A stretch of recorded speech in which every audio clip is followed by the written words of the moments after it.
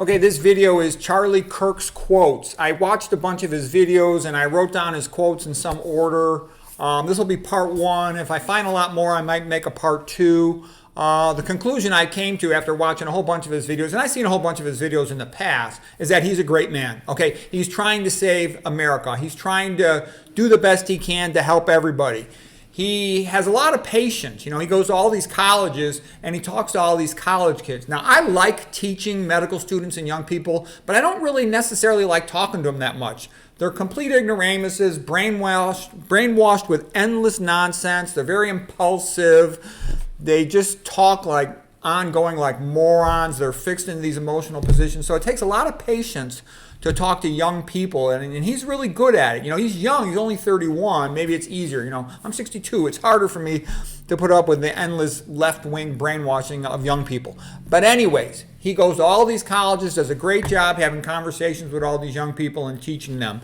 And I'm going to share with you some of those quotes. There's his family. He's married with a couple of young children. It's very sad that, they lost their father. Okay, so first of all, when people ask him about America and about Christianity, these are some of the things that he will say. America was founded as a Christian nation. It began as a collection of states and colonies. 9 out of the 13 original state constitutions required you to be a Bible-believing Christian in order to be able to serve in government. 13 out of 13 required a declaration of faith in Christianity. So you understand that you had to sign a declaration of faith in Christianity. That's a pretty big statement. Original state constitutions required that a person acknowledge Jesus Christ as their Savior. 55 of 56 original signers of the Declaration of Independence were Bible-believing, church-attending Christians. And I can tell you, when you truthfully look at it, America was an intensely Christian country. It wasn't kind of a Christian country. It was an intensely Christian country at the time of its founding. Okay, on the Liberty Bell, there's a Bible quote. We're just getting started. Wait till you see what's coming next. And then one audience person said, well, hey, what about common law in England? Doesn't some of America's founding relate to that?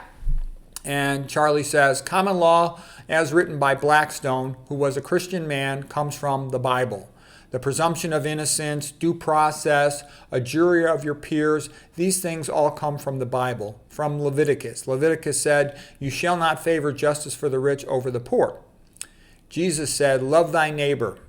This was the idea of blind justice, that all humans are equal in the eyes of God. These are biblical ideals.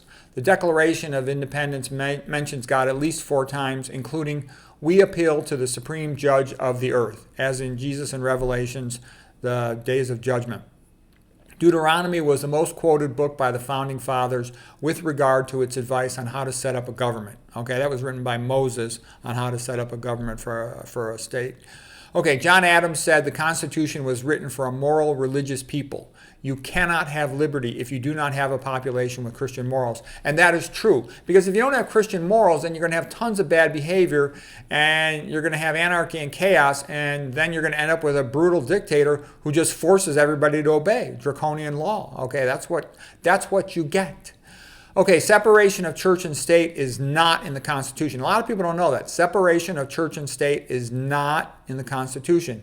It comes from a single letter written by Thomas Jefferson in 1806 to Danbury Baptist Convention in Massachusetts to assure people that the government would not come after the church, that, people would not be forced to be Anglicans. It says that people should have Christian ethics, but there's a whole bunch of different sects of Christianity. There's the one Roman Catholic Church that goes back to Jesus, but there's a whole bunch of different Protestant sects. Charlie Kirk himself is what you would call an evangelical Protestant. Okay, now he goes on. The idea of separation of church and state has been distorted. Do you believe in separation of morality and state? Of course not. Nobody does. The founders put the 10 Commandments, also called the Decalogue, into the halls of Congress, the Supreme Court, and throughout the country, because the 10 Commandments were the foundation of morality and society in the United States. The Establishment Clause means that Congress shall make no law prohibiting free exercise of religion, to prevent one sect from taking over the government. One of the first acts of the founding fathers in the USA was taxpayer-funded printing and distribution of Bibles. So the USA government, when it was founded, used taxpayer money, to print Bibles and to distribute them. That's an important point. Thomas Jefferson himself, by modern standards, was a religious fanatic. He would read the Bible in 5 different languages. He required it for all students who went to the university named after him, Thomas Jefferson University. And he was sending it to everybody, encouraging everybody to read it, insisting all his children and relatives read it. He was a major proponent of the Bible. The Founding Fathers put Leviticus 25:10 on the Liberty Bell. Here's a picture of a Liberty Bell.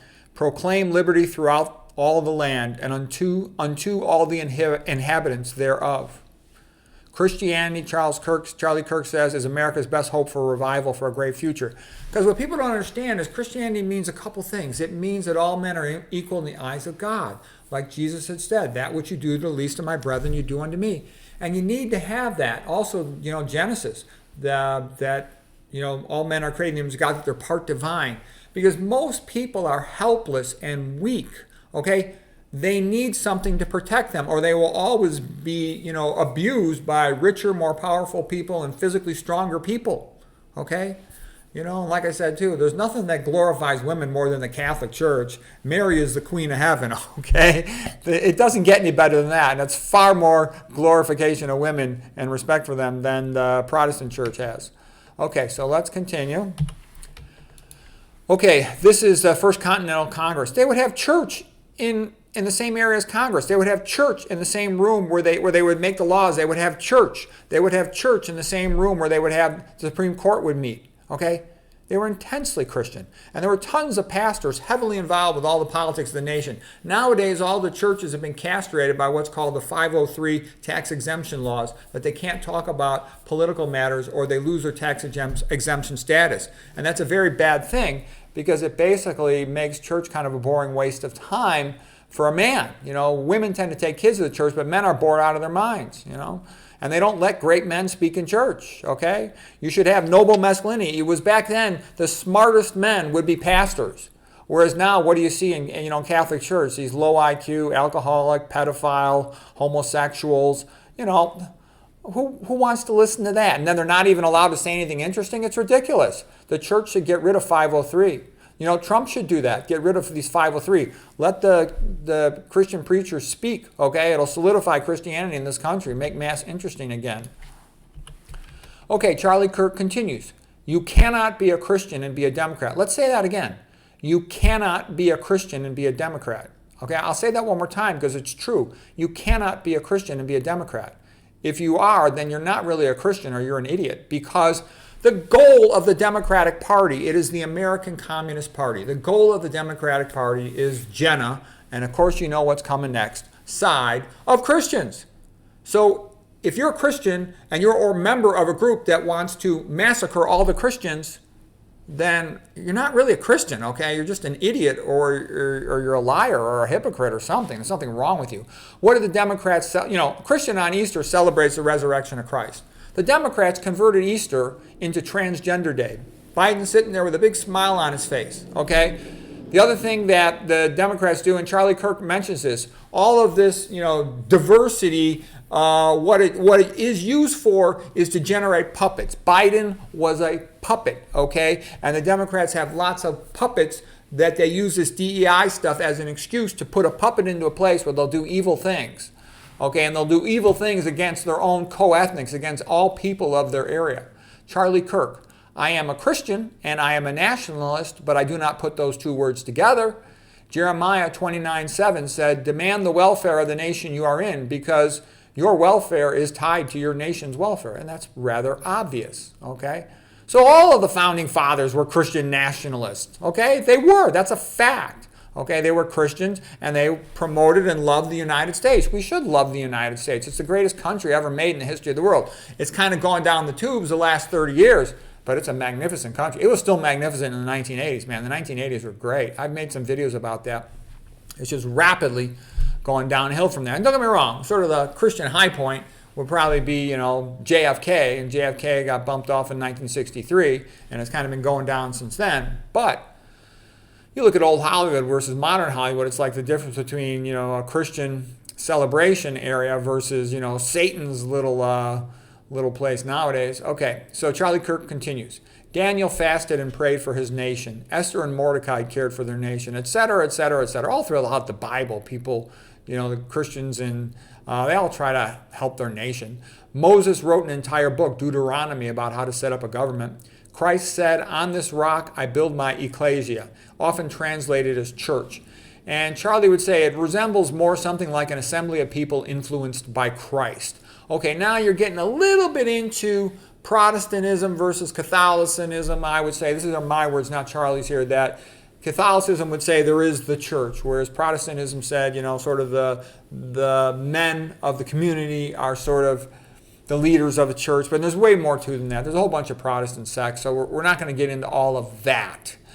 Okay, audience, are you trying to make America into a Christian theocracy? Charlie, no, I don't want America to be a theocracy. I want it to be run by the Constitution. However, I am a Christian and an American, and America has Christian roots. That is part of America. That is part of the founding of America. The First Amendment supports freedom of speech and freedom of religion. A Christian society is not a theocracy. It is a society with people that has people who are Christians. We are as Christians, we should try to follow Christian principles in our lives. Having a Christian society improves the behavior of citizens in America. It's better for everyone. I would totally agree with that. Christianity says be nice to people. It says be nice to people even if you don't like them, even if they're totally different than you, even if they smell bad. You be nice to them. That which you do to the least of my brethren, you do unto me. Okay, so it says be fair, be honest, tell them the truth. Do not harm them. Do not cheat them. Do not steal them from them. Do not lie to them. Okay? When a population becomes less religious, leftism grows in power, and it does many evil things. Okay, we'll come back to it a little later, but some more of his quotes. Charlie Kirk on slavery. He says 9 out of the 13 states at the time of the Constitution were already abolishing slavery. Slavery already had only a minority at the founding of the USA. USA was the second nation to get rid of slavery. England had gotten rid of it before USA. And it was Christianity that abolished slavery. The Sermon on the Mount is as good of a guide is a good guide to how the USA should be. And by the way, slavery, I made a lecture about this recently. Slavery is still routine in most countries. It is routine in Africa. It is routine in India. It is routine in China. And it is routine in many other countries. Okay? It is Christianity that got rid of slavery because it says all men are equal in the eyes of God. And if all men are equal in the eyes of God, then obviously owning a slave is wrong. It's rather obvious, okay? And America wasn't the only place. And even though England says it got rid of slavery, let me tell you something. England still was terribly abusive to the Irish. My father was from Ireland, okay? All right, and they were not nice. And, all right, let us continue. Charlie Kirk on borders. Charlie Kirk says, you cannot bring people into a free country who don't share its values and still have a free country. You can be something else, but not a free country. When I was a young guy, America was a melting pot, and everybody understood that. You come into America and you're all molded together, and there are no hyphenated Americans, as Teddy Roosevelt said. We're all Americans. And everybody accepted that. When I was a young guy, I didn't think of myself as an Irish Puerto Rican. I thought of myself as an American. I didn't think of my friends as Italian or whatever else they were. I thought of them as Americans, okay? This idea of African Americans, that's a modern thing, put on by the left to try to guilt trip everybody for the blacks. Blacks don't want to go back to Africa.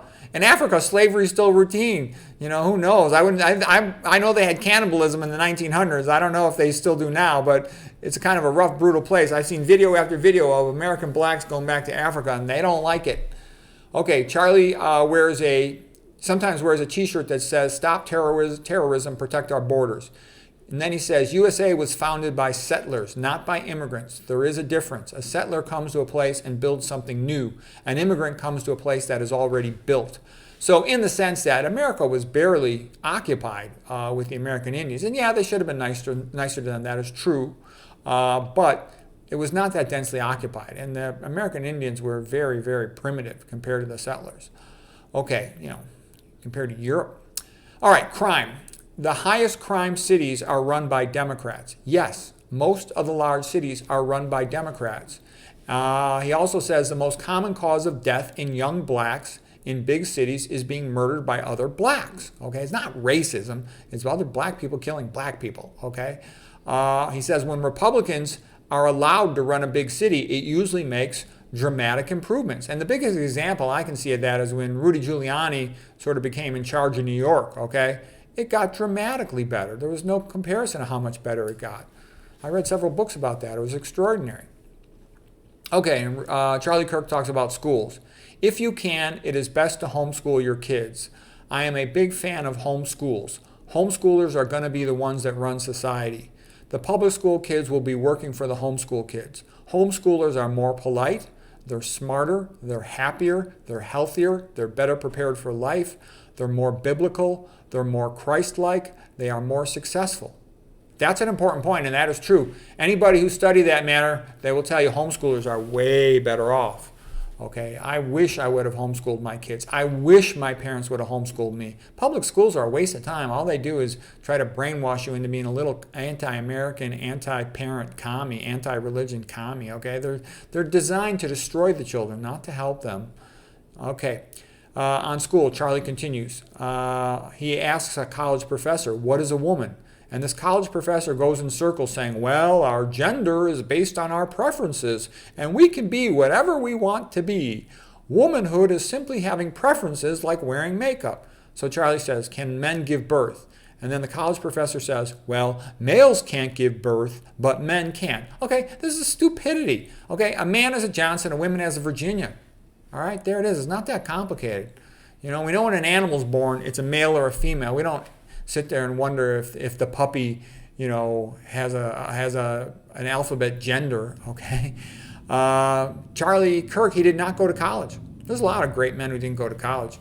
You know, Brian Tracy didn't go to college. You don't need to go to college. You can learn something. You know, a lot of these billionaires dropped out of college, you know, after their first year. They realized it was kind of a waste of time for them. Charlie Kirk says, I did not go to college, and I've been pretty successful without it. Many college degrees are overrated. Yeah, like look at pre-med degree. The only thing pre-med degree is a stamp that you are willing to work your butt off memorizing things that are irrelevant, okay? After 4 years of pre-med, a person knows zero, nothing, not even 1% knowledge about how to take care of a patient or help patients. Okay, they got a foundation in biology, yeah, sure, but like I said, I can teach somebody in 2 hours more about health and disease and keeping people healthy and what causes the common diseases and how to cure them than anyone ever learns in 4 years of pre-med, 4 years of medical school, and 3 years of internal medicine residency. There's no exceptions. I've never seen an exception to that out of hundreds, okay? So conventional formal education is mostly BS. Let's just be honest. I was lucky, like I went to Stanford, I was lucky. I took a Western Civilization course that got me aware of all this stuff, and my father had prepared me for most of it before anyways. Okay, let's go back to Charlie Kirk when he talks about DEI, diversity, equity, inclusion, which is basically a euphemism for racism against white Christian people and Asians, etc. DEI is discrimination based on race. It is discrimination based on the color of people's skin. Trump has ordered that DEI be stopped, and Charlie Kirk agrees with this. He says, if you were to take a flight by American Airlines, would you want a pilot who is qualified and well-trained, or would you want one who is diverse? He said, in pursuit of diversity, excellence is sacrificed every time. This has been shown with Harvard, with Yale, and every other place it's been tried. To say something is in pursuit of diversity is to say that it is lowering its standards. And just think about sports. Do you think a football team would benefit from diversity of ethnic groups? No, it's going to get the best players, whatever ethnic group they come from. The same thing for a basketball team, the same thing for any sport, the same thing for a bunch of scientists, the same thing for anybody. You get the best people, whatever group they come from, and most of the time it's not going to be the same, one of everything from every ethnic group, okay? Some ethnic groups are better at some things, okay?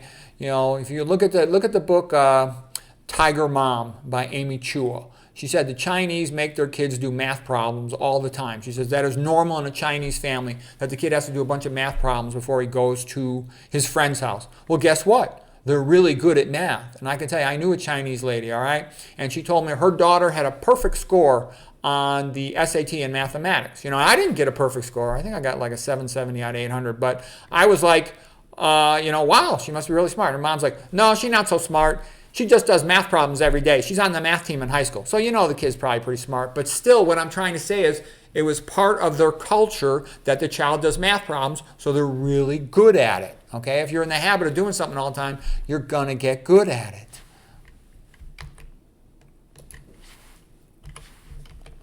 Okay, Charlie Kirk continues. Family life.